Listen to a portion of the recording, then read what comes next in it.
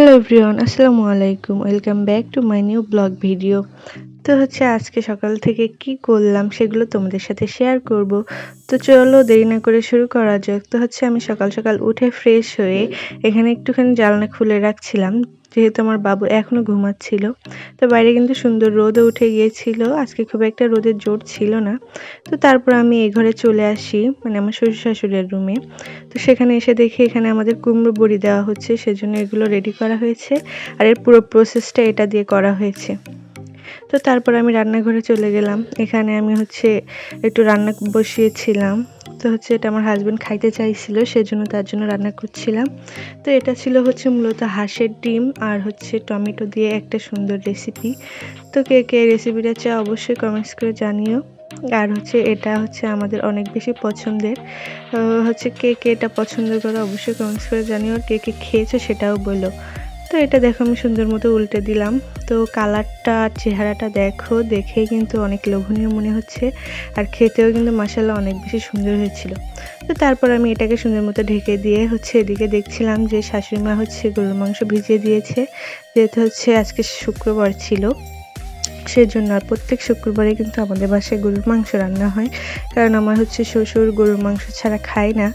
তো এখানে প্রায় 2 কিলোর মতো গরুর মাংস ছিল। তো আমরা বাসায় মাত্র 4-5 জন মানুষ। তো এই যে তারপরে আমি ওগুলো রেখে এখানে গোয়ালে চলে আসি। তো দেখি আমার হাজবেন্ড গরুগুলোর খাবার রেডি করছে। আর এটা দেখুন ফোন দেখে কি করছিল, ভাবছিল এটা আবার কি আজব জিনিস। তো এখানে ফোন দেখে কিন্তু একটু পোজ দিচ্ছিল, বলছিল যে একটু ভালো মতো পোজ দিই, তাহলে হয়তো ভিডিও ফর ইউ তে চলে যাবে।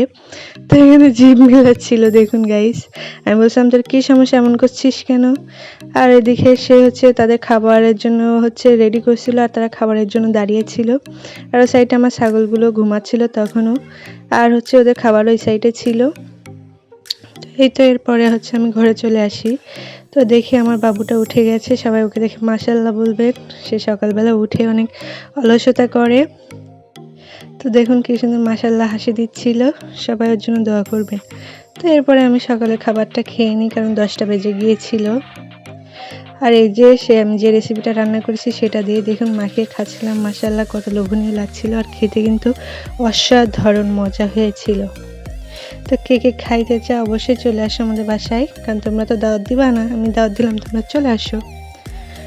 তো এরপরে খাওয়া দাওয়া শেষ করে আমি চলে গিয়েছিলাম ছাদে, দেখতে গিয়েছিলাম যে আমার শাশুড়ি মায়ের কী অবস্থা, কারণ একা একা কুমড়ো বড়ি দেওয়া অসম্ভব, অনেক কঠিন কষ্টের কাজ। তো দেখি উনি প্রায় অনেকটাই দিয়ে ফেলছে।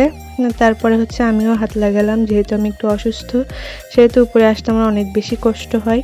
তো সে আমাকে বলছিল যে আমি কেন উপরে এসেছি। তো আমি বললাম যে আপনাকে একটু হেল্প করতে আসলাম। তো এই তো তারপরে আমি এখানে ওড়নাটা বিছিয়ে আমিও কুমড়ো বড়ি দেওয়া শুরু করে দিয়েছি। এটা আমি অনেক ভালোই দিতে পারি, কারণ ছোটোবেলা থেকে আমি বাসার ছাদে যারা দিতে আসতো সবাইকে হেল্প করতাম। তো দেখুন এখানে কুমড়োটা একটু শক্ত ছিল, এই জন্য এরকম খুব একটা ফিনিশ হচ্ছিল না। তো দেখুন মাশাআল্লাহ কত সুন্দর হয়েছে।